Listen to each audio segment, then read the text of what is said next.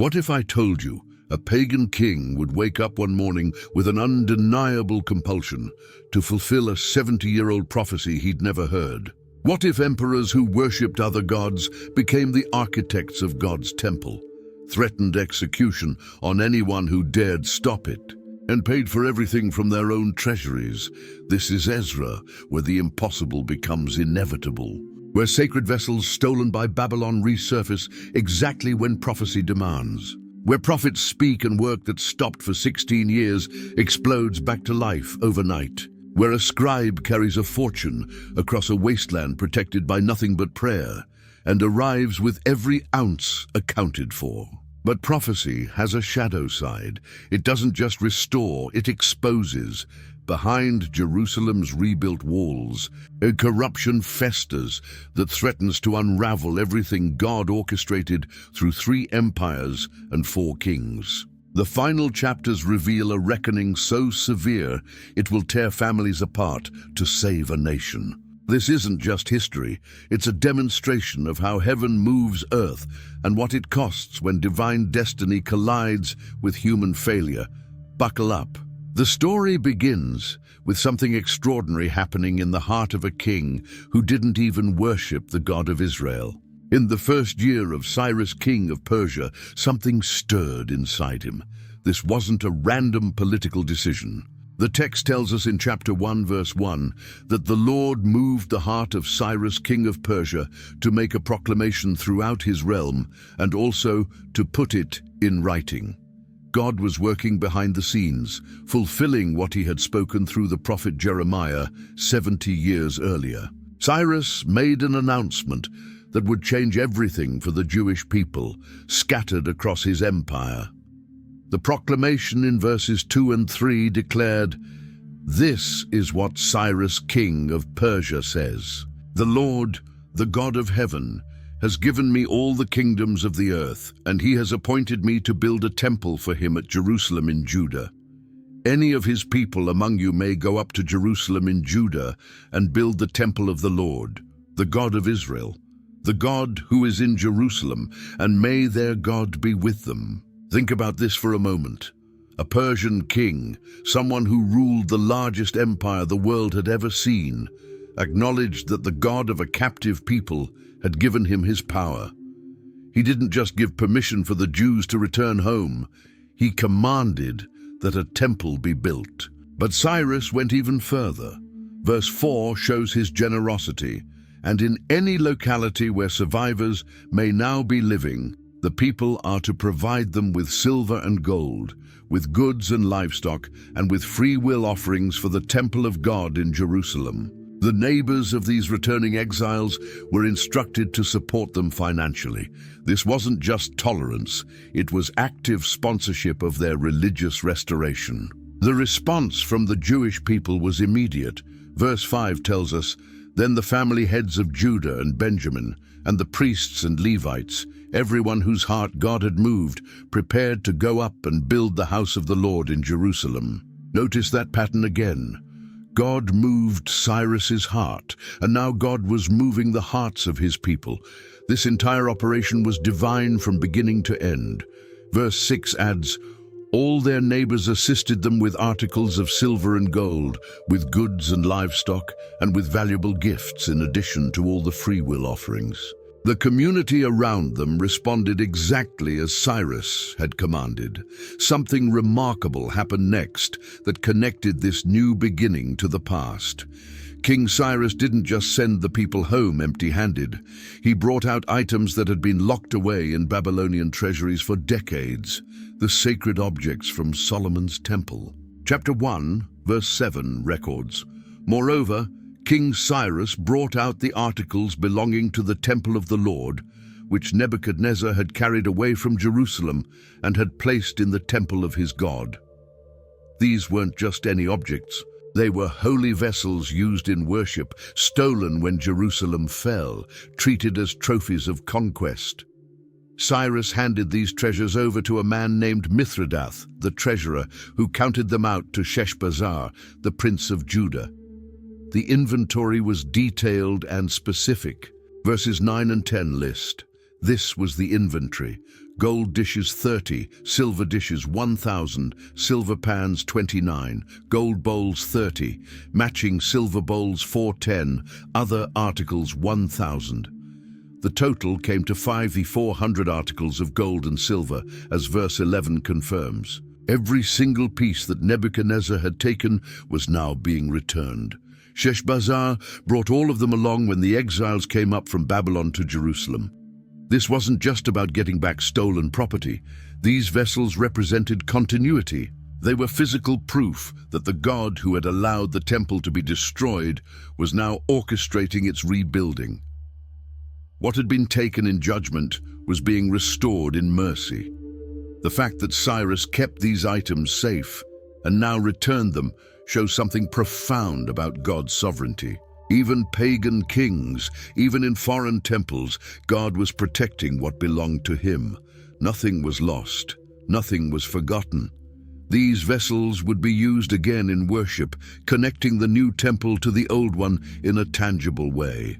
Chapter 2 opens with a detailed list that might seem boring at first glance, but it's actually a census of resurrection. Verse 1 introduces it. Now these are the people of the province who came up from the captivity of the exiles, whom Nebuchadnezzar king of Babylon had taken captive to Babylon. They returned to Jerusalem and Judah, each to their own town. The list begins with leaders. Verse 2 names them. In company with Zerubbabel, Jeshua, Nehemiah, Sariah, Realiah, Mordecai, Bilshan, Mispar, Bigvai, Rehum and Baana, and Tai. These were the men who led the return, organizing and guiding the massive migration. Then it goes family by family, recording exact numbers. The people of Parosh, 2,172, the people of Shepatia, 372, the people of Ara, 775, the descendants of Pahath Moab, through the line of Jeshua and Joab, 2,812, the people of Elam, 1,254, the people of Zatu, 945, the people of Zakkai, 760, the people of Bani, 642. On and on the list continues through verse 35, naming family after family. Some families came from specific towns. Verse 21 mentions the men of Bethlehem, numbering 123. Verse 22 lists the men of Netophah at 56. Verse 26 records the men of Ramah and Geba at 621. These weren't just families, they were communities returning to rebuild their ancestral homes. Why all these numbers? Because every single person mattered. These weren't just statistics, they were families choosing to leave the only home most of them had ever known, to return to a land their grandparents had told them about. The priests are listed next. Verse 36 begins, the priests, the descendants of Jediah through the family of Jeshua, 973. 3 more priestly families follow. Immer with 1,052, Pashhur with 1,247, and Harim with 1,017. That's 4,289 priests total. The Levites appear in verse 40. The Levites, the descendants of Jeshua and Kadmiel, of the line of Hodaviah, 74. The musicians are listed in verse 41. The musicians, the descendants of Asaph, 128.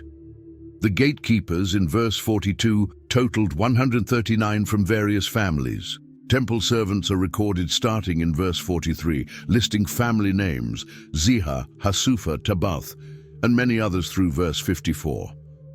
Then, verse 55 introduces another category. The descendants of the servants of Solomon, the descendants of Sotai, Hasaphereth, Peruda, and the list continues through verse 57. The total count appears in verse 64.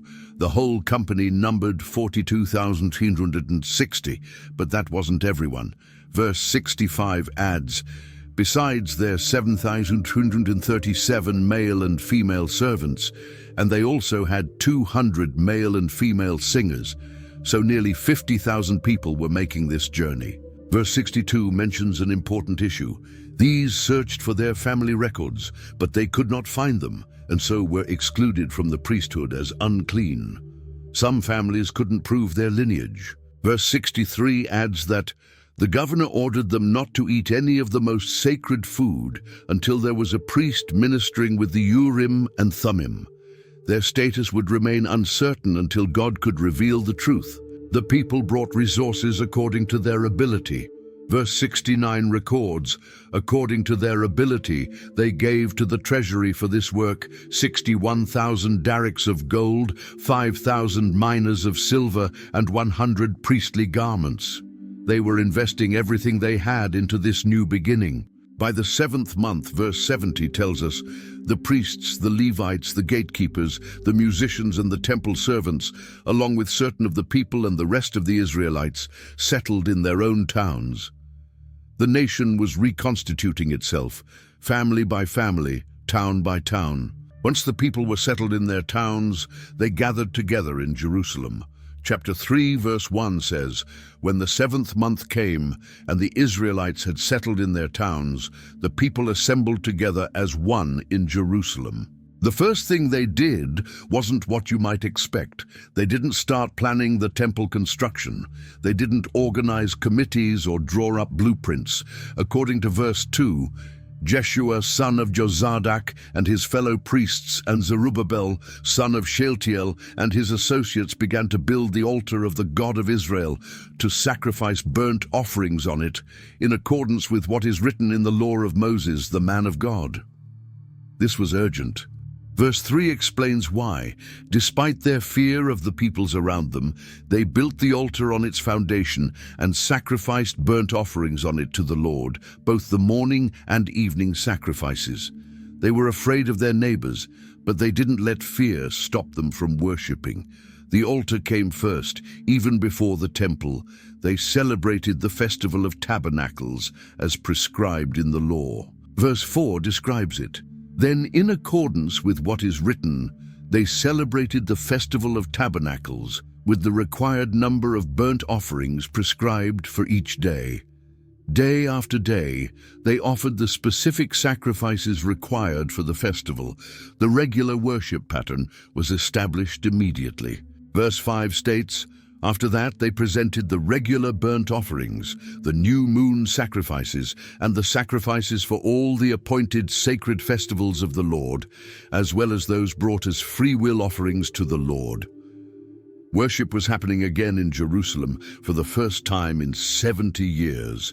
Verse 6 adds an important detail.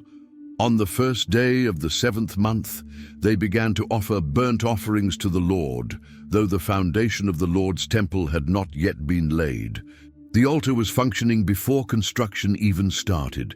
They also began making preparations for the temple construction. Verse 7 tells us, then they gave money to the masons and carpenters, and gave food and drink and olive oil to the people of Sidon and Tyre, so that they would bring cedar logs by sea from Lebanon to Joppa, as authorized by Cyrus, king of Persia.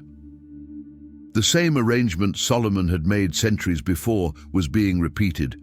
Everything was being set in motion. In the 2nd month of the 2nd year after arriving at Jerusalem, the actual temple work began.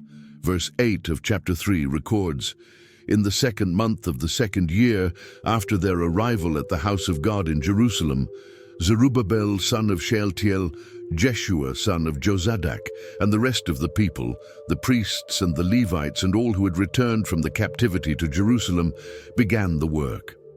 They appointed Levites 20 years old and older to supervise the building of the house of the Lord. The organizational structure was clear. Verse 9 says, Jeshua and his sons and brothers and Kadmiel and his sons, descendants of Hodaviah, and the sons of Henadad and their sons and brothers, all Levites, joined together in supervising those working on the house of God. Leadership was unified, and everyone knew their role. When the builders laid the foundation of the temple, something powerful happened. The priests got dressed in their ceremonial clothes and took their positions with trumpets. The Levites, descendants of Asaph, stood ready with cymbals. Verse 10 describes the scene. When the builders laid the foundation of the temple of the Lord, the priests in their vestments and with trumpets, and the Levites, the sons of Asaph, with cymbals, took their places to praise the Lord, as prescribed by David, king of Israel. The song they sang appears in verse 11. With praise and thanksgiving they sang to the Lord, He is good, His love toward Israel endures forever. And all the people gave a great shout of praise to the Lord, because the foundation of the house of the Lord was laid. This was a moment of pure celebration. The first physical progress toward the temple was complete. But not everyone was celebrating in the same way. Verse 12 reveals an unexpected reaction. But many of the older priests and Levites and family heads who had seen the former temple wept aloud when they saw the foundation of this temple being laid, while many others shouted for joy. Why were the old people crying? Because they remembered Solomon's temple in all its glory. This new foundation looked small and poor by comparison. Their tears were real grief for what had been lost, even as they participated in what was being restored. The contrast between past glory and present reality was too much for them. The sound was overwhelming. Verse 13 concludes, No one could distinguish the sound of the shouts of joy from the sound of weeping, because the people made so much noise, and the sound was heard far away. Joy and sorrow mixed together, creating a noise that carried across the landscape, a sound of endings and beginnings happening at the same moment. This was a pivotal moment in Israel's history, and everyone knew it. News of the construction reached the ears of people who had been living in the land. Chapter 4, verse 1 introduces them. When the enemies of Judah and Benjamin heard that the exiles were building a temple for the Lord, the God of Israel. These weren't just neutral neighbors. The text specifically calls them enemies, though they were about to pretend otherwise. Verse 2 describes their approach. They came to Zerubbabel and to the heads of the families and said, Let us help you build, because, like you, we seek your God and have been sacrificing to him since the time of Esarhaddon, king of Assyria, who brought us here. On the surface, this sounds like a generous offer. They claimed to worship the same God.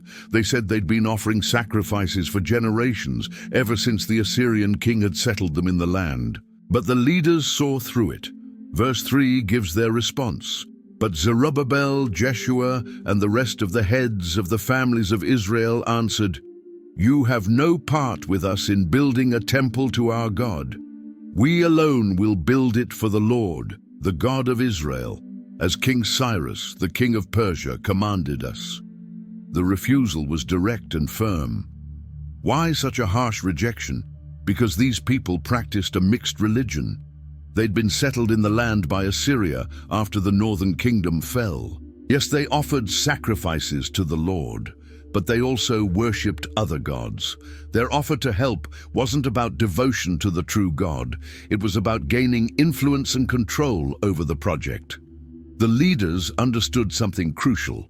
You can't build God's house with people who don't fully commit to God alone. Compromise at this stage would corrupt everything.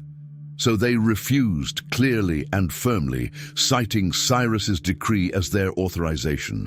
The line had to be drawn. The rejection changed everything. These people who had offered friendship now became open opponents. Verse 4 describes what happened next.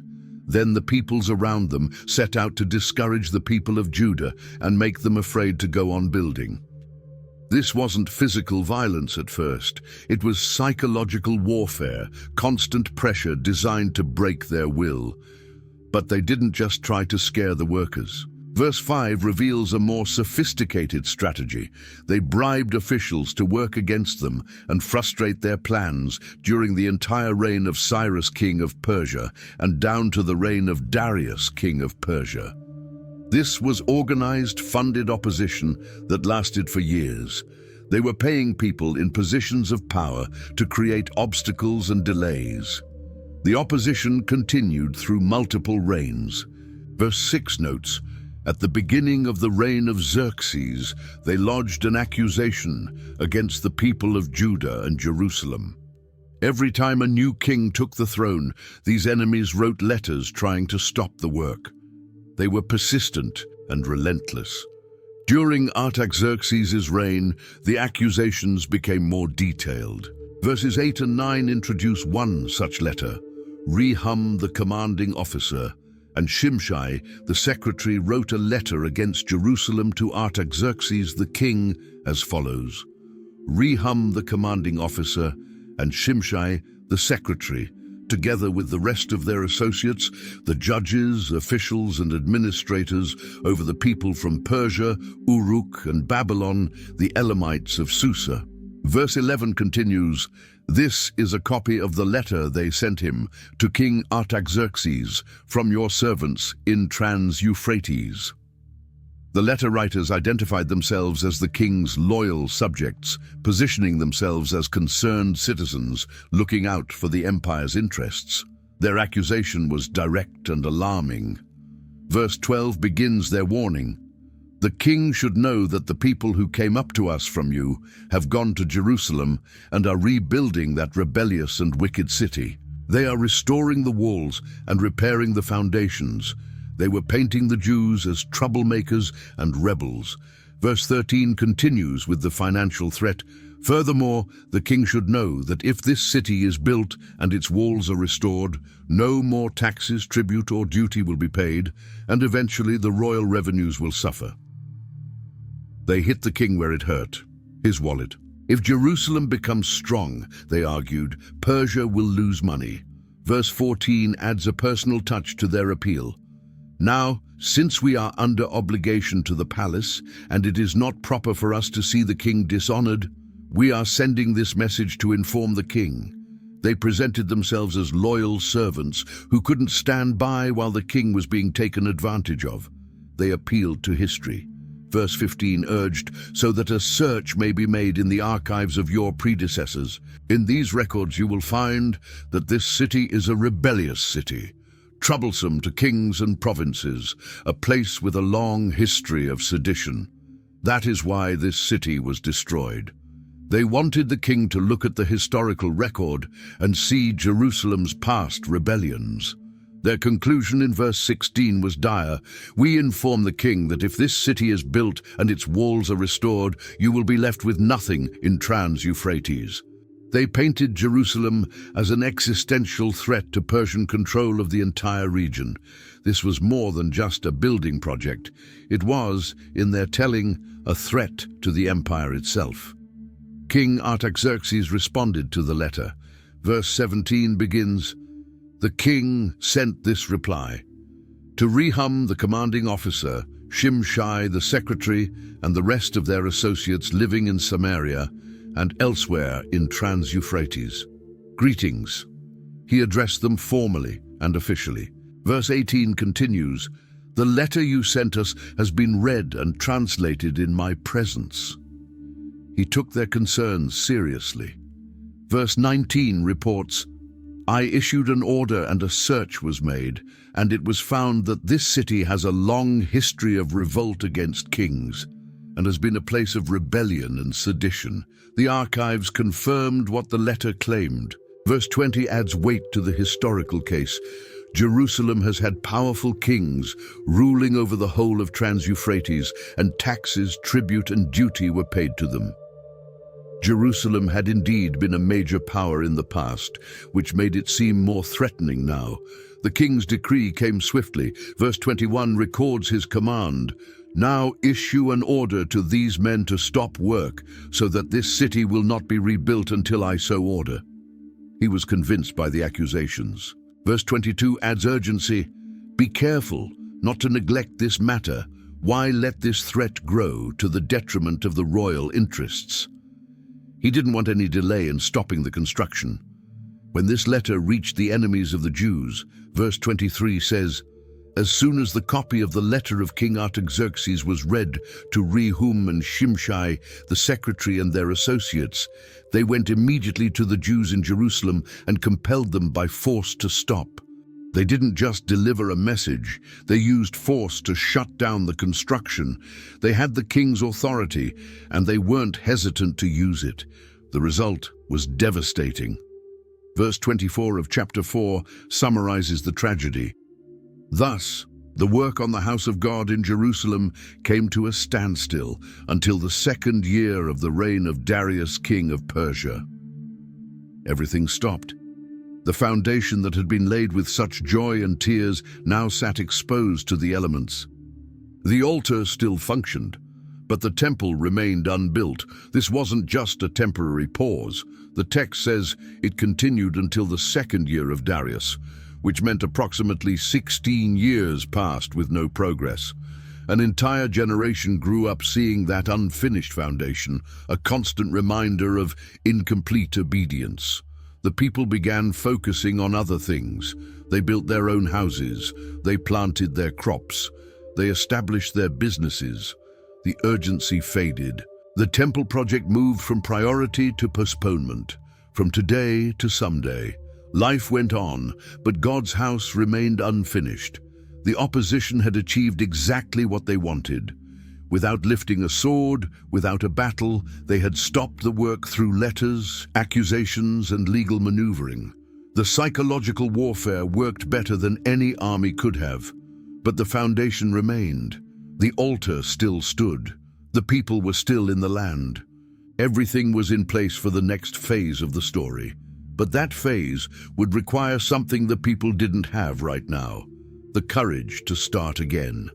After 16 years of silence and inactivity, something broke through the apathy that had settled over Jerusalem like a heavy fog.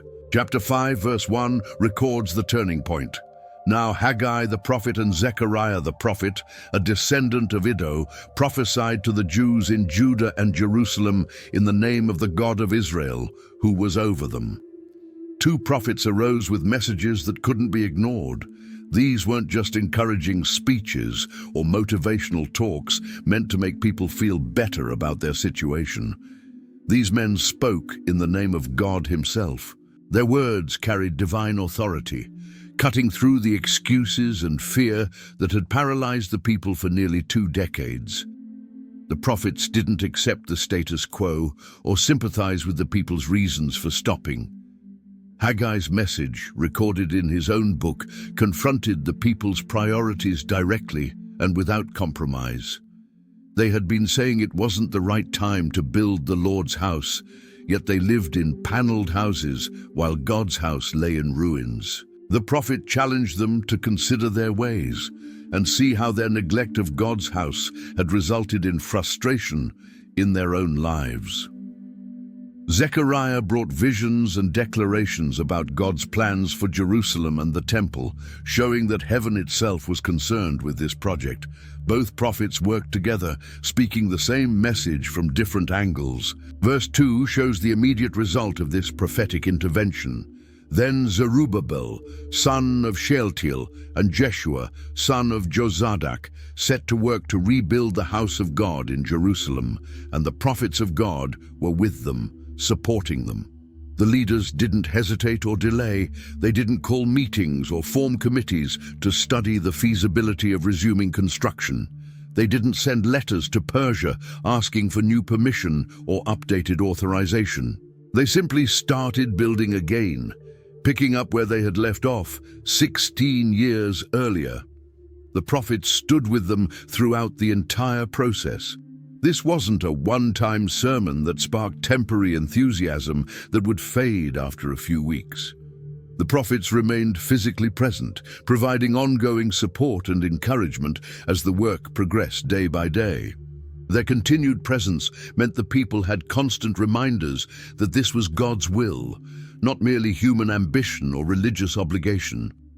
The work resumed right where it had stopped all those years ago. The foundation was still there, waiting patiently for someone to build upon it. The materials were available. The authorization from Cyrus had never been officially revoked. What had been missing all this time wasn't resources or permission. It was courage and conviction. The prophetic word provided exactly that, and the people responded with immediate action instead of more excuses. The renewed construction activity didn't go unnoticed by the regional authorities who governed the area on behalf of the Persian Empire. Verse 3 introduces new opposition. At that time, Tattenai, governor of Trans-Euphrates, and Shethar-Bozenai and their associates went to them and asked, "Who authorized you to rebuild this temple and to finish it?" This was an official inquiry from the Persian government. The governor himself had come to Jerusalem to investigate what was happening. The question was completely legitimate from a Persian administrative perspective. Building projects, especially major structures that could potentially serve as fortifications or centers of resistance, required imperial authorization. Someone had clearly reported the construction activity to the provincial government, and now the authorities were demanding answers. This was standard procedure in the vast Persian bureaucracy that governed territories from India to Ethiopia. Verse 4 adds another question that must have felt more threatening. They also asked, "What are the names of those who are constructing this building?" They wanted a list. They wanted documentation. They wanted to know exactly who was responsible for this project. This could have been very intimidating. Putting names on record meant personal accountability.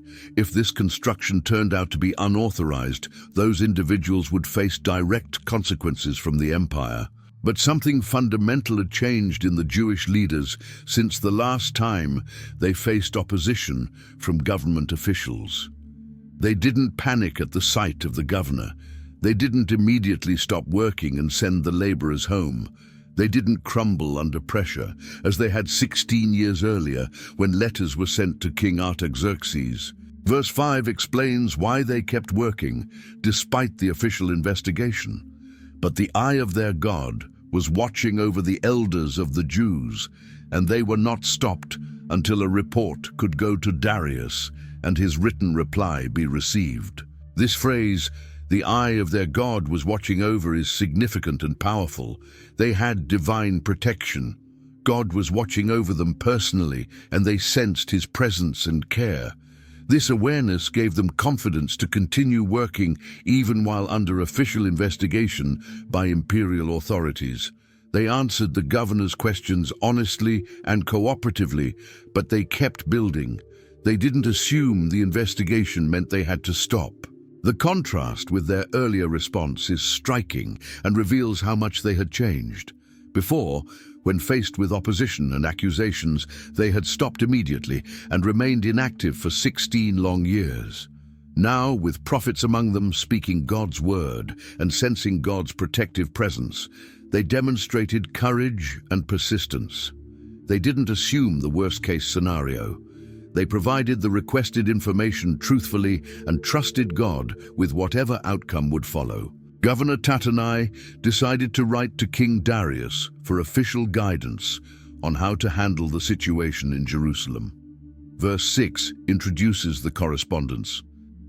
This is a copy of the letter that Tattenai, governor of Trans-Euphrates, and Shethar-Bozenai and their associates, the officials of Trans-Euphrates, sent to King Darius.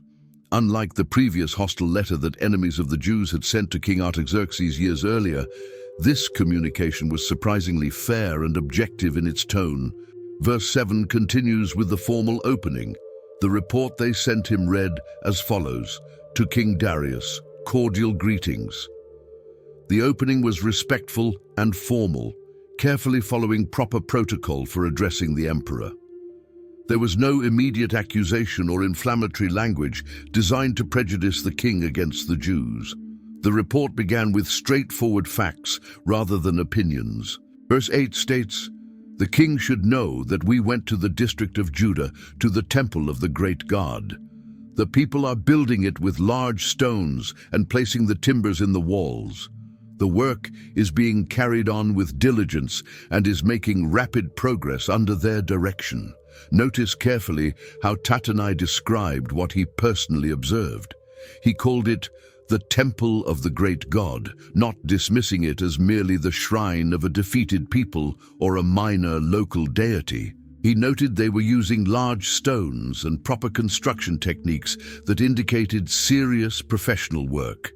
He acknowledged their diligence and the rapid progress being made. This was objective reporting, not hostile accusation.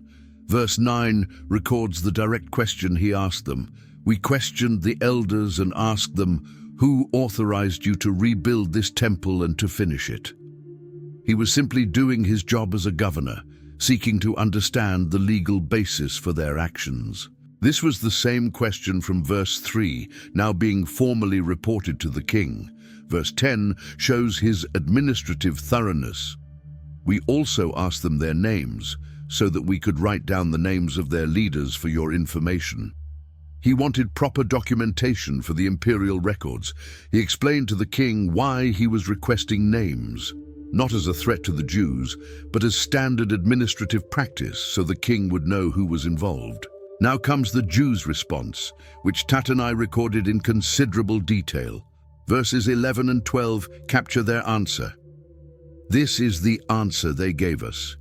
We are the servants of the God of heaven and earth, and we are rebuilding the temple that was built many years ago, one that a great king of Israel built and finished. But because our ancestors angered the God of heaven, he gave them into the hands of Nebuchadnezzar, the Chaldean, king of Babylon, who destroyed this temple and deported the people to Babylon.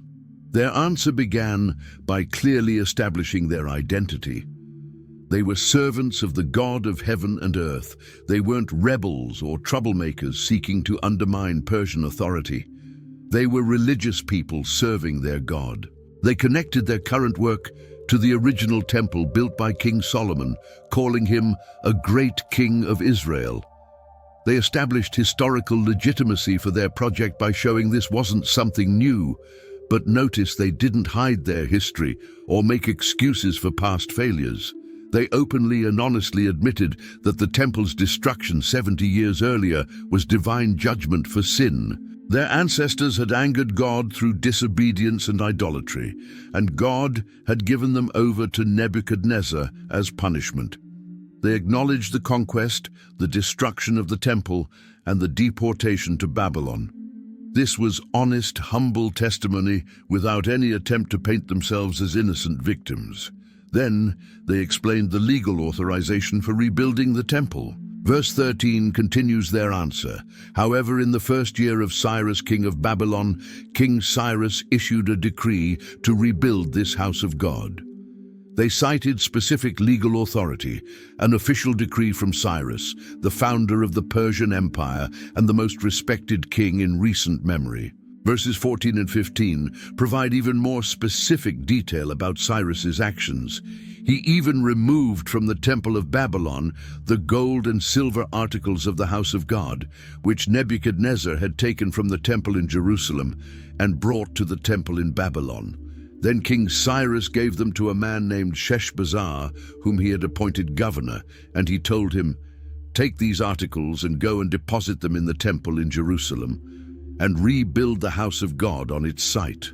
Their testimony was specific, detailed, and completely verifiable through official records. They named the authorizing king, Cyrus. They named the governor he personally appointed, Sheshbazzar. They described the sacred articles that were returned from Babylonian temples. They quoted the specific instructions given. This wasn't vague claims about verbal permission granted long ago by officials who were now dead. Verse 16 concludes their response with complete honesty. So this Sheshbazzar came and laid the foundations of the house of God in Jerusalem. From that day to the present, it has been under construction, but is not yet finished. They explained the entire timeline honestly, including the long period of delay and interruption. They didn't try to hide the fact that construction had taken much longer than anyone expected. Tattenai ended his letter with a reasonable and fair request that showed his integrity. Verse 17 states, "Now if it pleases the king, let a search be made in the royal archives of Babylon to see if King Cyrus did in fact issue a decree to rebuild this house of God in Jerusalem. Then let the king send us his decision in this matter." He wasn't prejudging the situation or recommending that the work be stopped. He was simply asking for verification of what the Jews claimed. If the decree existed, it would be in the royal archives. Let the official records speak for themselves, and then let the king make an informed decision. King Darius took the matter seriously and ordered the search that Governor Tattenai had requested. Chapter 6, verse 1 records, King Darius then issued an order, and they searched in the archives stored in the treasury at Babylon. The search began in the most logical place, the royal archives in Babylon, where Cyrus had ruled as king and where official decrees would normally be stored and preserved. But the document wasn't found there, despite thorough searching. The archivists expanded their search to other imperial record-keeping locations. Verse 2 reveals where it was finally discovered. A scroll was found in the citadel of Ecbatana in the province of Media, and this was written on it. Memorandum. And the decree was located in Ecbatana, the summer capital of the Persian kings, high in the mountains, in a completely different city from where they initially searched. This was the royal residence where kings escaped the oppressive summer heat of the Mesopotamian plains. The fact that the document was found at all after so many years was quite remarkable. This was a decree from decades earlier, from the very first year of Cyrus's reign over Babylon. Yet the Persian administrative system was so thorough and well organized that the document still existed, properly stored and preserved in the royal citadel archives. The memorandum contained specific details that confirmed absolutely everything the Jews had claimed. Verse 3 records the decree. In the first year of King Cyrus, the king issued a decree concerning the temple of God in Jerusalem. Let the temple be rebuilt as a place to present sacrifices, and let its foundations be laid. It is to be 60 cubits high and 60 cubits wide. Cyrus hadn't just given vague general permission to rebuild something in Jerusalem. He had specified exact dimensions for the temple, 60 cubits high and 60 cubits wide. That's approximately 90 feet in each direction, a substantial and impressive structure. He had clearly defined the purpose. This was to be a place to present sacrifices to God. He had commanded that foundations be laid properly. This was detailed architectural authorization, not casual permission. Verse 4 continues with even more construction specifications. With 3 courses of large stones and 1 of timbers, the costs are to be paid by the royal treasury. The decree outlined the specific building method that should be used.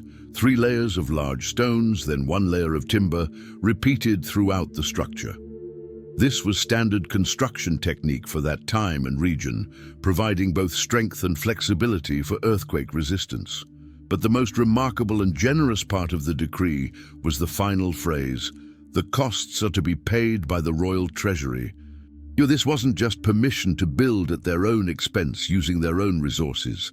Cyrus had actually commanded that the Persian Empire would fund the entire construction project from imperial revenues. The Jews weren't making up stories or exaggerating what they had been told. Verse 5 adds the final crucial detail that completed the picture. Also, the gold and silver articles of the house of God, which Nebuchadnezzar took from the temple in Jerusalem and brought to Babylon, are to be returned to their places in the temple in Jerusalem. They are to be deposited in the house of God. The sacred vessels that had been plundered 70 years earlier were specifically mentioned in Cyrus's original decree. The return of these holy articles wasn't just a generous gesture or afterthought. It was part of the official imperial authorization from the very beginning.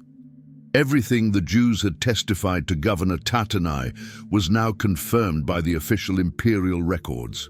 The scroll proved it all beyond any possible doubt.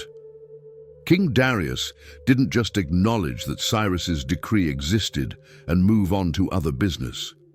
He went far beyond simple confirmation of the historical record. Verse 6 begins his response with the direct command. Now then, Tattenai, governor of Trans-Euphrates, and Shethar-Bozenai, and you, other officials of that province, stay away from there. This was a clear order to the governor and all his officials. Do not interfere. Keep your distance from the construction site. Verse 7 continues with a positive order about what they should do. Do not interfere with the work on this temple of God. Let the governor of the Jews and the Jewish elders rebuild this house of God on its site. He gave explicit permission for the work to continue without any obstruction whatsoever from Persian authorities. The Jews had full imperial authorization to complete what they had started. But King Darius went much further than just allowing the work to proceed unhindered. Verse 8 contains a stunning provision that went beyond anything Cyrus had decreed. Moreover, I hereby decree what you are to do for these elders of the Jews in the construction of this house of God. Their expenses are to be fully paid out of the royal treasury from the revenues of Trans-Euphrates, so that the work will not stop. Read that carefully and let it sink in. Darius wasn't just confirming that Cyrus had offered to pay from the royal treasury decades ago. He was commanding that all current and future expenses be fully paid immediately from regional revenues. And he specified exactly where the money should come from. The revenues collected in Trans-Euphrates, which was Governor Tatanai's own jurisdiction. The very governor who had questioned the construction was now ordered to fund it completely from his own regional budget. The phrase, "so that the work will not stop," reveals Darius's clear priority. He didn't want delays, interruptions, or excuses about budget approvals or fund transfers taking time to process. The money was to be provided immediately and continuously so that construction could proceed without any interruption whatsoever. The royal support became even more generous and detailed. Verse 9 specifies exactly what must be provided. Whatever is needed, young bulls, rams, male lambs for burnt offerings to the God of heaven, and wheat, salt, wine, and oil, as requested by the priests in Jerusalem, must be given them daily without fail. This wasn't limited to construction materials like stones, timber, and tools. Darius was ordering that sacrificial animals and food offerings be provided every single day for the worship services. The priests in Jerusalem could request whatever they needed for their religious ceremonies, and it had to be supplied without fail. No bureaucratic delays, no questioning whether each request was reasonable or necessary. Just provide it daily. Verse 10 explains King Darius's reasoning behind this extraordinary generosity, so that they may offer sacrifices pleasing to the God of heaven and pray for the well-being of the king and his sons. This was brilliant political and spiritual thinking. Darius wanted the God of heaven favorably disposed toward him and his family. He recognized that having the Jewish priests offer sacrifices and pray for him was valuable. King Darius made absolutely sure his decree had serious enforcement behind it, with severe consequences for disobedience. Verse 11 contains a brutal and specific warning. Furthermore, I decree that if anyone defies this edict, a beam is to be pulled from their house, and they are to be impaled on it. And for this crime their house is to be made a pile of rubble. The punishment was horrifyingly specific. First, a beam would be pulled from the violator's own house, using their own property as the instrument of their execution. Then they would be impaled on that beam, which was a slow and agonizing form of death used in the ancient Near East to make public examples of serious criminals. Finally, their house would be completely destroyed and reduced to rubble. Verse 12 adds a spiritual dimension to the warning. May God, who has caused his name to dwell there, overthrow any king or people who lifts a hand to change this decree or to destroy this temple in Jerusalem. Darius invoked divine judgment on violators. The verse ends with Darius's personal stamp of authority. I, Darius, have decreed it. Let it be carried out with diligence. His name and reputation were attached to this decree.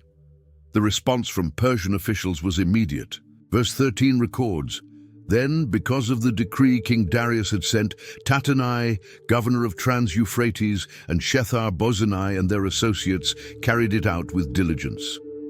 The officials who had questioned the work now facilitated it completely. Verse 14 describes the result. So the elders of the Jews continued to build and prosper under the preaching of Haggai, the prophet, and Zechariah, a descendant of Iddo. They finished building the temple according to the command of the God of Israel and the decrees of Cyrus, Darius, and Artaxerxes, kings of Persia. Verse 15 records the completion. The temple was completed on the 3rd day of the month, Adar, in the 6th year of the reign of King Darius. The people immediately celebrated. Verse 16 describes, Then the people of Israel, the priests, the Levites, and the rest of the exiles celebrated the dedication of the house of God with joy. Verse 17 details offerings. For the dedication of this house of God, they offered 100 bulls, 200 rams, 400 male lambs, and as a sin offering for all Israel, 12 male goats, one for each of the tribes of Israel. Verse 18 states, And they installed the priests in their divisions, and the Levites in their groups, for the service of God at Jerusalem, according to what is written in the Book of Moses. Verse 19 records, On the 14th day of the 1st month, the exiles celebrated the Passover. Verse 20 explains, The priests and Levites had purified themselves and were all ceremonially clean. The Levites slaughtered the Passover lamb for all the exiles, for their relatives the priests and for themselves. Verse 21 reveals, So the Israelites who had returned from the exile ate it, together with all who had separated themselves from the unclean practices of their Gentile neighbors in order to seek the Lord, the God of Israel. Verse 22 concludes, For 7 days they celebrated with joy the festival of unleavened bread, because the Lord had filled them with joy by changing the attitude of the king of Assyria, so that he assisted them in the work on the house of God, the God of Israel. Adi. Many years passed after the temple was completed and dedicated. A new chapter began during a different king's reign. Chapter 7, verse 1, introduces this new phase. After these things, during the reign of Artaxerxes, king of Persia, Ezra son of Seraiah, the son of Azariah, the son of Hilkiah, a new character stepped onto the stage of history, and his arrival would bring both revival and heartbreak. Ezra's genealogy was carefully recorded through multiple generations. Verses 2 through 5 trace his impressive lineage. The son of Shallum, the son of Zadok, the son of Ahitub, the son of Amariah, the son of Azariah, the son of Meraioth, the son of Zerahiah, the son of Uzi, the son of Buki, the son of Abishua, the son of Phinehas, the son of Eleazar, the son of Aaron the chief priest. This wasn't just a list filling space. Ezra descended directly from Aaron, the first high priest appointed by Moses. His bloodline ran through Zadok, the high priest during David and Solomon's time, all the way back to Aaron himself. But Ezra wasn't defined only by his ancestry. Verse 6 describes who he had become. This Ezra came up from Babylon. He was a teacher well versed in the law of Moses, which the Lord, the God of Israel, had given. The king had granted him everything he asked, for the hand of the Lord his God was on him. Ezra was a scribe, a teacher, someone who had devoted his life to studying God's law. The phrase, well-versed, meant he was skilled, an expert who had studied, memorized, and meditated on Scripture until he understood its depths. King Artaxerxes granted him everything because God's hand was on him. Verse 7 adds who traveled with him. Some of the Israelites, including priests, Levites, musicians, gatekeepers, and temple servants, also came up to Jerusalem in the 7th year of King Artaxerxes. This wasn't a solo journey. Ezra led a group that included priests for temple service, Levites to assist them, musicians for worship, gatekeepers for security, and temple servants for practical work. The timing was specific. the 7th year of King Artaxerxes, approximately 458 BC, about 60 years after the temple's completion. Verse 8 records, Ezra arrived in Jerusalem in the 5th month of the 7th year of the king. The journey took months to complete. Verse 9 explains the timeline. He had begun his journey from Babylon on the 1st day of the 1st month, and he arrived in Jerusalem on the 1st day of the 5th month, for the gracious hand of his God was on him. The trip took exactly 4 months, covering roughly 900 miles of dangerous terrain, but they arrived safely because God's gracious hand protected them throughout. Verse 10 reveals the foundation of Ezra's effectiveness. For Ezra had devoted himself to the study and observance of the law of the Lord, and to teaching its decrees and laws in Israel. This sentence captures everything about Ezra's life mission in 3 parts. First, he devoted himself to studying God's law. Second, he devoted himself to obeying it personally. Third, he devoted himself to teaching it to others. Study, obedience, teaching, in that precise order. He didn't just collect knowledge, he lived what he learned, and only then did he teach others. King Artaxerxes gave Ezra an official letter that would open every door. Verse 11 introduces it. This is a copy of the letter King Artaxerxes had given to Ezra the priest, a teacher of the law, a man learned in matters concerning the commands and decrees of the Lord for Israel. The king acknowledged Ezra's expertise and gave him written authorization. Verse 12 contains the formal opening. Artaxerxes, King of Kings, to Ezra the priest, teacher of the law of the God of heaven, greetings. The title King of Kings reflected the emperor's authority over many kingdoms. He addressed Ezra with genuine respect. The authorization was remarkably broad. Verse 13 states, Now I decree that any of the Israelites in my kingdom, including priests and Levites, who volunteer to go to Jerusalem with you may go. This was an open invitation. Anyone who wanted to return had the king's full permission. They weren't forced, but anyone who volunteered was free to leave. Verse 14 explains Ezra's mission. You are sent by the king and his 7 advisors to inquire about Judah and Jerusalem with regard to the law of your God, which is in your hand.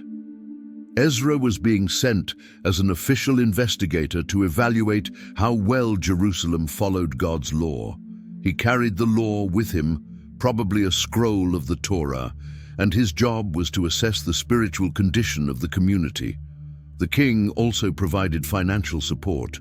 Verse 15 continues, Moreover, you are to take with you the silver and gold that the king and his advisors have freely given to the God of Israel, whose dwelling is in Jerusalem. Artaxerxes and his advisors made a voluntary contribution to the temple. They didn't worship Israel's God, but they respected him enough to support his house. Verse 16 adds more funding sources. Together with all the silver and gold you may obtain from the province of Babylon, as well as the free will offerings of the people and priests for the temple of their God in Jerusalem. Ezra could collect additional donations from Jews living in Babylon. All of it was designated for the temple. Verse 17 specifies the primary use. With this money be sure to buy bulls, rams, and male lambs, together with their grain offerings and drink offerings, and sacrifice them on the altar of the temple of your God in Jerusalem. The money was for purchasing animals and supplies for sacrifices. The worship system needed ongoing support. Verse 18 gives Ezra discretion. You and your fellow Israelites may then do whatever seems best with the rest of the silver and gold in accordance with the will of your God. If money remained after buying sacrifices, Ezra and the leaders could use it however they thought best, as long as it aligned with God's will. The king trusted Ezra's judgment completely. Verse 19 addresses sacred articles. Deliver to the God of Jerusalem all the articles entrusted to you for worship in the temple of your God. Additional temple vessels were being sent, and Ezra was responsible for their safe delivery. Verse 20 makes an even more generous provision, and anything else needed for the temple of your God that you are responsible to supply, you may provide from the royal treasury. If Ezra discovered additional needs after arriving, he had authorization to request funds from the imperial treasury. This was extraordinary trust from a pagan king. The king then issued orders to his own officials. Verse 21 records, "Now I, King Artaxerxes, decree that all the treasurers of Trans-Euphrates are to provide with diligence whatever Ezra the priest, the teacher of the law of the God of heaven, may ask of you." Regional treasurers were commanded to give Ezra whatever he requested, quickly and thoroughly. Verse 22 sets specific limits: up to 100 talents of silver, 100 kor of wheat, 100 baths of wine, 100 baths of olive oil, and salt without limit. These were maximum amounts: about 3.75 tons of silver, 600 bushels of wheat, 600 gallons of wine, 600 gallons of olive oil, and unlimited salt. Verse 23 explains the king's motivation. "Whatever the God of heaven has prescribed, let it be done with diligence for the temple of the God of heaven. Why should his wrath fall on the realm of the king and of his sons?" Artaxerxes was concerned about divine judgment. He wanted the God of heaven pleased, so wrath wouldn't fall on his kingdom. This was practical policy. Keep all gods happy, especially powerful ones. Verse 24 grants a significant tax exemption. "You are also to know that you have no authority to impose taxes, tribute, or duty on any of the priests, Levites, musicians, gatekeepers, temple servants, or other workers at this house of God." All temple personnel were exempt from taxation. They could serve God without financial burden from the government. The letter concludes with governance instructions. Verse 25 states, "And you, Ezra, in accordance with the wisdom of your God which you possess, appoint magistrates and judges to administer justice to all the people of Trans-Euphrates, all who know the laws of your God, and you are to teach any who do not know them." Ezra was given authority to establish a legal system based on God's law. He could appoint judges and magistrates, and he was to teach the law to anyone who didn't know it. Verse 26 adds enforcement power. "Whoever does not obey the law of your God and the law of the king must surely be punished by death, banishment, confiscation of property, or imprisonment." This was serious authority. Ezra had power to enforce God's law with real penalties backed by the king's authority. Disobedience would result in severe consequences. Ezra paused his narrative to give credit where it was due. Verse 27 records his response. "Praise be to the Lord, the God of our ancestors, who has put it into the king's heart to bring honor to the house of the Lord in Jerusalem in this way." Ezra recognized immediately that the king's favorable attitude wasn't political maneuvering or lucky timing. God had worked directly in Artaxerxes' heart. Verse 28 continues Ezra's praise. "And who has extended his good favor to me before the king and his advisors and all the king's powerful officials. Because the hand of the Lord my God was on me, I took courage and gathered leaders from Israel to go up with me." Ezra saw God's hand in every aspect, the favor from the king, from advisors, from powerful officials. All of it was God's doing, not human manipulation or skill. Notice what gave Ezra courage. It wasn't the impressive letter or his own credentials. It was the awareness that God's hand was upon him. That knowledge gave him courage to take on massive responsibility, gathering leaders and organizing hundreds of people for a dangerous 900-mile journey. Chapter 8 begins with the registry of those who returned. Verse 1 introduces it.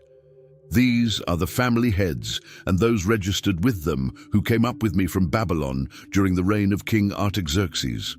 This was another census, another record of families choosing to return. Verses 2 through 14 list families by name with their numbers. The descendants of Phinehas, Ithamar, and David are named first, followed by various families. Shechaniah's descendants, numbering 300 men, Adin's 50, Elam's 70, and others.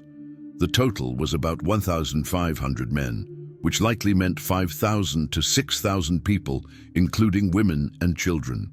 Verse 15 reveals a critical problem. I assembled them at the canal that flows toward Ahava, and we camped there 3 days. When I checked among the people and the priests, I found no Levites. Ezra gathered everyone at a meeting point and discovered priests, but no Levites. The Levites were essential for temple service. They assisted priests, maintained the temple, led worship, and taught the people. This required immediate action. Verse 16 describes Ezra's response. So I summoned Eleazar, Ariel, Shemaiah, Elnathan, Jarib, Elnathan, Nathan, Zechariah, and Meshullam, who were leaders, and Joiarib and Elnathan, who were men of learning. Ezra called together 9 leaders and 2 scholars and sent them on a mission. Verse 17 explains, and I ordered them to go to Iddo, the leader in Casiphia. I told them what to say to Iddo and his fellow Levites, the temple servants in Casiphia, so that they might bring attendance to us for the house of our God. There was a community of Levites in Casiphia, and Ezra sent messengers to recruit them. He even told them exactly what to say. The mission succeeded. Verse 18 records, because the gracious hand of our God was on us, they brought us Sherebiah, a capable man, from the descendants of Mahli son of Levi, the son of Israel, and Sherebiah's sons and brothers, 18 in all. God's gracious hand worked again. They recruited Sherebiah, a capable Levite, along with his family, 18 people. Verse 19 adds more, and Hashabiah, together with Jeshiah from the descendants of Merari, and his brothers and nephews, 20 in all. Another 20 Levites joined from a different family line. Verse 20 mentions a third group. They also brought 220 of the temple servants, a body that David and the officials had established to assist the Levites. All were registered by name. These were descendants of people King David had designated to help the Levites. Now 220 volunteered to return. Ezra's company was complete with all necessary personnel for temple service. Before departing, Ezra made a crucial spiritual decision. Verse 21 records, there by the Ahava canal, I proclaimed a fast so that we might humble ourselves before our God and ask him for a safe journey for us and our children with all our possessions. Ezra called for a fast, going without food to focus on prayer and seeking God's protection. The purpose was clear: humble themselves and ask for protection. They were about to travel 900 miles through dangerous territory. They carried large amounts of silver and gold. They had children. They had possessions that would attract bandits. They needed God's protection desperately. Verse 22 reveals Ezra's dilemma. I was ashamed to ask the king for soldiers and horsemen to protect us from enemies on the road, because we had told the king, the gracious hand of our God is on everyone who looks to him, but his great anger is against all who forsake him. This is remarkable honesty. Ezra had confidently told the king that God protects those who trust him. Now, if he asked for military escort, it would look like he didn't believe his own words. So Ezra chose faith over practical security. He could have requested guards and no one would have blamed him. But he had proclaimed God's sufficiency, and now he had to trust it. His integrity wouldn't allow him to contradict his testimony about God's protection. Verse 23 states the result. So we fasted and petitioned our God about this, and he answered our prayer. They prayed, and God answered. The text doesn't describe how they knew, but they were confident enough to proceed without military protection. God had given them assurance. Before departing, Ezra organized the treasure transport carefully. Verse 24 describes his process. Then I set apart 12 of the leading priests, namely Sherebiah, Hashabiah, and 10 of their relatives. He selected 12 priests specifically for this task. These were leaders, men he could trust with enormous responsibility. Now came the weighing of the treasure. Verse 25 records, "And I weighed out to them the offering of silver and gold, and the articles that the king, his advisers, his officials, and all Israel present there had donated for the house of our God." Everything had to be counted and weighed precisely. This was about accountability and proper stewardship. Verse 26 gives the staggering amounts. "I weighed out to them 650 talents of silver, silver articles weighing 100 talents, 100 talents of gold." A talent weighed about 75 pounds. This was approximately 24 tons of silver, 3.75 tons of silver articles, and 3.75 tons of gold. This was an enormous fortune.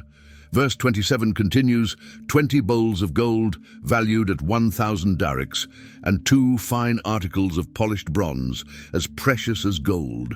There were also specific valuable items, 20 gold bowls and 2 bronze articles so fine they were considered as valuable as gold. Ezra charged these priests with their sacred responsibility. Verse 28 records his words, "I said to them, 'You as well as these articles are consecrated to the Lord. The silver and gold are a free-will offering to the Lord, the God of your ancestors.'" Both the men and the treasure were consecrated, set apart as holy. The money wasn't just wealth, it was an offering to God. Verse 29 adds the instruction, "Guard them carefully until you weigh them out in the chambers of the house of the Lord in Jerusalem, before the leading priests and the Levites and the family heads of Israel."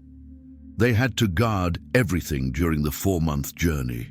Upon arrival in Jerusalem, they would weigh everything again in front of witnesses. Every ounce had to be accounted for. Verse 30 shows their acceptance. Then the priests and Levites received the silver and gold and sacred articles that had been weighed out to be taken to the house of our God in Jerusalem.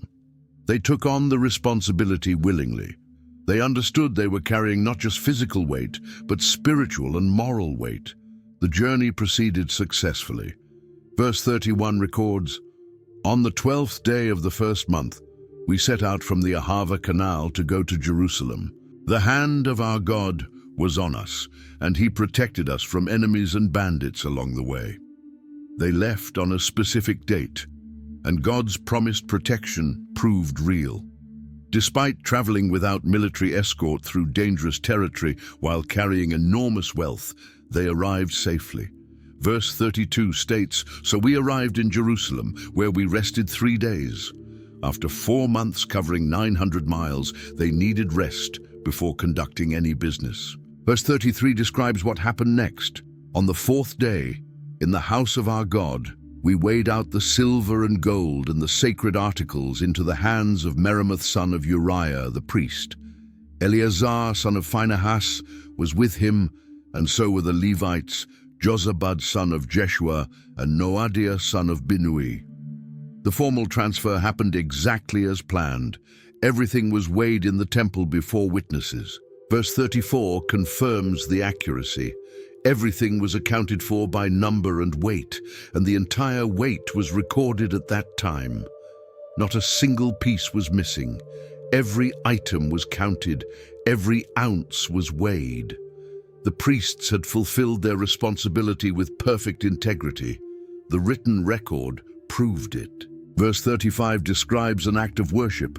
"Then the exiles who had returned from captivity sacrificed burnt offerings to the God of Israel, 12 bulls for all Israel, 96 rams, 77 male lambs, and, as a sin offering, 12 male goats. All this was a burnt offering to the Lord. They gave thanks through sacrifice. The 12 bulls represented the 12 tribes." Verse 36 mentions administration. "They also delivered the king's orders to the royal satraps and to the governors of Trans-Euphrates, who then gave assistance to the people and to the house of God." Ezra presented Artaxerxes' letter to regional governors, and they cooperated by providing support. Everything seemed perfect. The journey was safe. The treasure was delivered intact. Sacrifices were offered. The government cooperated. But then something shattered the peace. Chapter 9, verse 1 introduces devastating news. After these things had been done, the leaders came to me and said, "The people of Israel, including the priests and the Levites, have not kept themselves separate from the neighboring peoples with their detestable practices, like those of the Canaanites, Hittites, Perizzites, Jebusites, Ammonites, Moabites, Egyptians, and Amorites." The leaders brought terrible news. The people hadn't remained faithful to God's command about separation from pagan nations. Verse 2 explained the specific problem. They have taken some of their daughters as wives for themselves and their sons, and have mingled the holy race with the peoples around them, and the leaders and officials have led the way in this unfaithfulness. They had intermarried with pagans, which God had explicitly forbidden. Worse, the leaders and officials, those who should have known better, were the main offenders. The phrase "mingled the holy race" showed what was at stake. God had called Israel to be separate, holy, distinct. Intermarriage with pagans would lead to spiritual compromise and idolatry, as history had proven repeatedly. Ezra's reaction was physical and extreme. Verse 3 describes it. "When I heard this, I tore my tunic and cloak, pulled hair from my head and beard, and sat down appalled." He tore his clothes, a sign of deep grief. He pulled out his own hair, a sign of extreme distress. Then he sat down, too overwhelmed to move, completely appalled. Verse 4 shows others joining him. "Then everyone who trembled at the words of the God of Israel gathered around me because of this unfaithfulness of the exiles. And I sat there appalled until the evening sacrifice." People who feared God came and sat with Ezra. For hours, from whenever he heard the news until evening, Ezra sat in stunned silence. At evening, Ezra finally moved. Verse 5 records, "Then, at the evening sacrifice, I rose from my self-abasement, with my tunic and cloak torn, and fell on my knees with my hands spread out to the Lord my God." He had been sitting in anguish. Now he knelt to pray, spreading his hands toward heaven in desperate pleading. Verse 6 begins his prayer. "I prayed, I am too ashamed and disgraced, my God, to lift up my face to you, because our sins are higher than our heads, and our guilt has reached to the heavens." Notice Ezra said "our sins" and "our guilt." Though he hadn't participated, he identified completely with his people. Their sin was his sin. Verse 7 continues, "From the days of our ancestors until now, our guilt has been great. Because of our sins, we and our kings and our priests have been subjected to the sword and captivity, to pillage and humiliation at the hand of foreign kings, as it is today." He rehearsed their history honestly. The exile hadn't been random. It was divine judgment for sin. Verses 8 and 9 acknowledge recent mercy, "But now, for a brief moment, the Lord our God has been gracious in leaving us a remnant and giving us a firm place in his sanctuary, and so our God gives light to our eyes and a little relief in our bondage. Though we are slaves, our God has not forsaken us in our bondage. He has shown us kindness in the sight of the kings of Persia. He has granted us new life to rebuild the house of our God and repair its ruins, and he has given us a wall of protection in Judah and Jerusalem." Ezra recognized God's goodness. They were still under Persian rule, slaves, but God had been kind. This made their current sin worse. Verse 10 shows bewilderment. "But now, our God, what can we say after this? For we have forsaken the commands."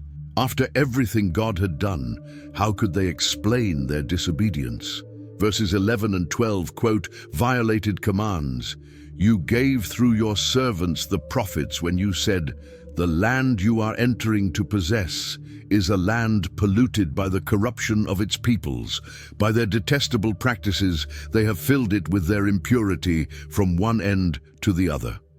Therefore, do not give your daughters in marriage to their sons, or take their daughters for your sons. Do not seek a treaty of friendship with them at any time, that you may be strong and eat the good things of the land, and leave it to your children as an everlasting inheritance.'" These weren't obscure rules. God had clearly commanded separation. Verse 13 acknowledges they deserved worse. What has happened to us is a result of our evil deeds and our great guilt. And yet, our God, you have punished us less than our sins deserved and have given us a remnant like this. They deserved complete destruction, but God had preserved a remnant. Verse 14 expresses horror. Shall we then break your commands again and intermarry with the peoples who commit such detestable practices? Would you not be angry enough with us to destroy us, leaving us no remnant or survivor? If they continued in the same sins, wouldn't God's patience end? Verse 15 concludes simply, Lord, the God of Israel, you are righteous. We are left this day as a remnant. Here we are before you in our guilt, though because of it not one of us can stand in your presence. Ezra didn't ask for anything. He simply confessed guilt and acknowledged God's righteousness. While Ezra prayed, something powerful happened. Chapter 10, verse 1 describes, while Ezra was praying and confessing, weeping and throwing himself down before the house of God, a large crowd of Israelites, men, women, and children, gathered around him. They too wept bitterly. Ezra's anguish was contagious. As he prayed, confessing and weeping, people gathered. They began weeping too, deeply and bitterly. One man stepped forward. Verse 2 records, Then Shechaniah, son of Jehiel, one of the descendants of Elam, said to Ezra, We have been unfaithful to our God by marrying foreign women from the peoples around us. But in spite of this, there is still hope for Israel. Shechaniah acknowledged the sin, but saw hope. Verse 3 contains his proposal. Now let us make a covenant before our God to send away all these women and their children in accordance with the counsel of my Lord and of those who fear the commands of our God.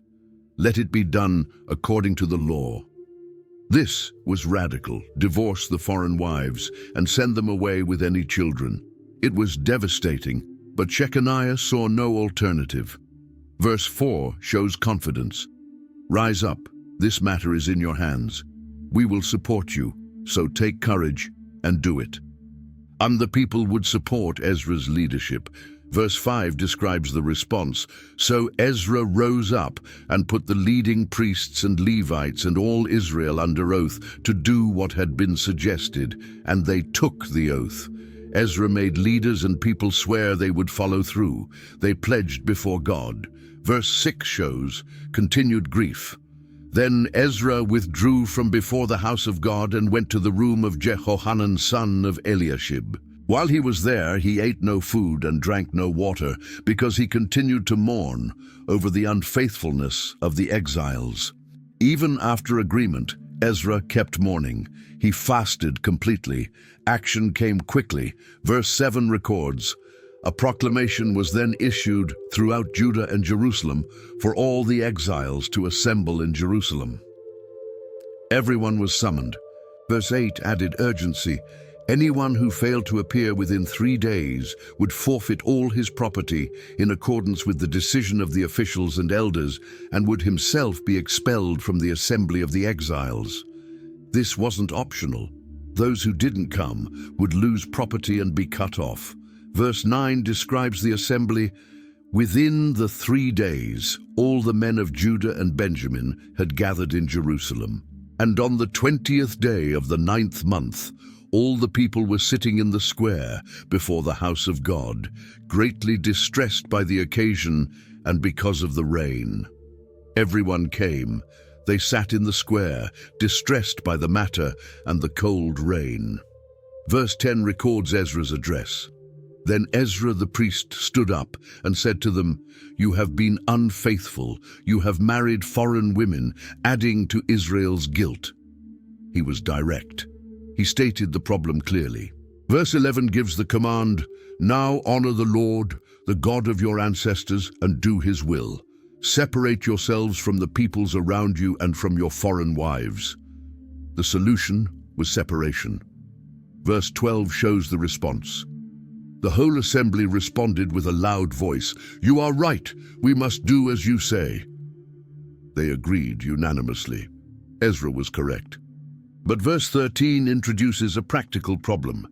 But there are many people here, and it is the rainy season, so we cannot stand outside. Besides, this matter cannot be taken care of in a day or two because we have sinned greatly in this thing. The weather was terrible. More importantly, this was too complex to resolve quickly. Verse 14 proposes a solution. Let our officials act for the whole assembly. Then let everyone in our towns who has married a foreign woman come at a set time, along with the elders and judges of each town, until the fierce anger of our God in this matter is turned away from us. They suggested representatives handle the process. Men with foreign wives would come at scheduled times with elders and judges.